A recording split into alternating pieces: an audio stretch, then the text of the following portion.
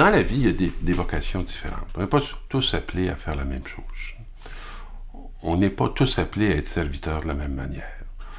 Paul peut en parler dans ses textes en disant que les pieds font pas ce que la tête font, puis que les bras font pas ce que les jambes font. Bon, alors, je ne reprendrai pas toute l'image du corps qu'a très bien développé saint Paul.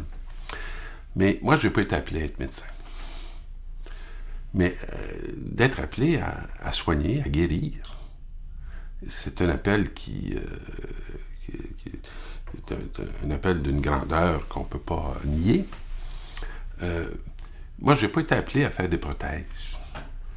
Mais de faire des prothèses qui remettent des gens debout, c'est quelque chose d'extraordinaire. Non, moi, le service ou l'appel à laquelle j'ai été appelé, c'est plus d'être en lien. D'être en lien avec des personnes qui ont des handicaps et qui les ont gardés. Des fois, on pourrait dire... je me disais ça, moi, quand j'étais jeune prêtre dans une école spécialisée, les gens doivent bien se demander qu'est-ce que je fais. J'ai fait aucun miracle. Bon, si un prêtre, ça fait pas de miracle, ça sert à quoi? Bon, alors, si ma prière, c'est bien sûr, j'ai déjà prié, moi, pour qu'un tel soit dégagé de ses limites, ou tout ça, puis il les a gardées. Alors dire, est-ce que j'ai pas la foi? Est-ce que ma prière est pas bonne? Est-ce que Dieu ne l'entend pas? Alors, pour moi, il y a toujours eu un défi. Et le défi que j'ai vécu beaucoup dans mes relations avec des personnes qui ont des handicaps physiques ou autres, c'est qu'est-ce que Dieu veut me donner et m'apporter à travers elle. Si je ne reconnais pas le don de Dieu qui passe à travers elle, comment je vais faire pour lui révéler qu'elle est un don de Dieu?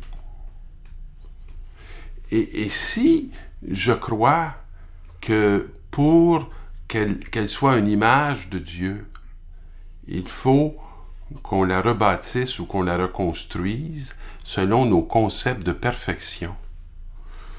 Et parfois, je regardais notre façon d'être avec des personnes handicapées, et c'est comme si j'entendais dans notre façon d'être cette parole qu'on aurait dit à Dieu, « Regarde, t'as raté ton coup, nous on est bien meilleurs, on va la refaire. »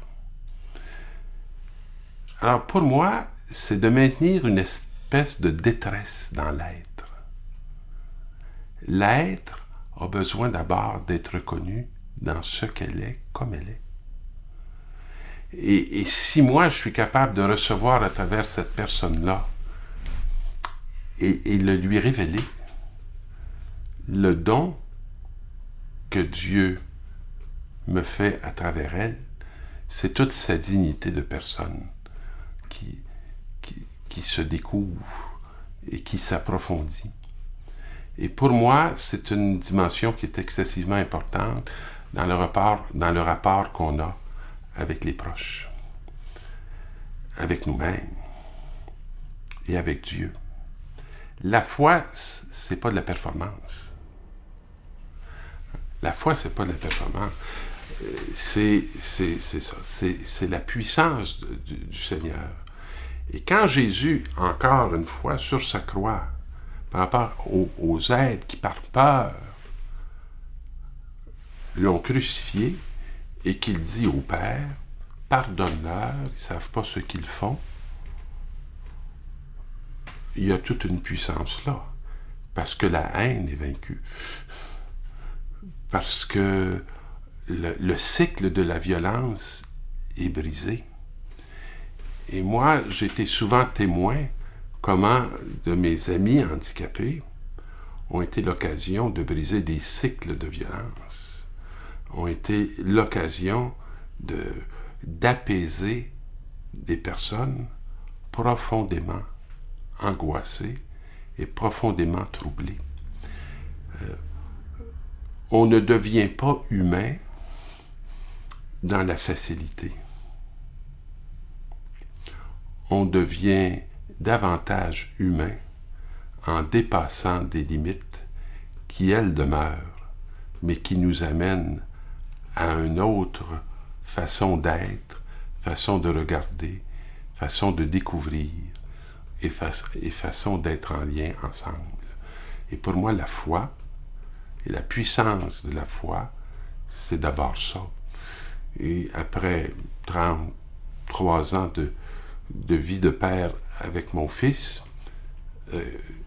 je suis toujours heureux de le retrouver chaque jour et je suis toujours heureux d'être en sa présence et je sens toujours que Dieu nous bâtit dans ce lien qui est mutuel et qui est unique et qui le sera jusqu'à la fin de mes jours. Je pense que d'apprendre à vivre avec nos limites et les limites des autres, c'est ce qui façonne en nous ce visage divin à travers nos traits humains.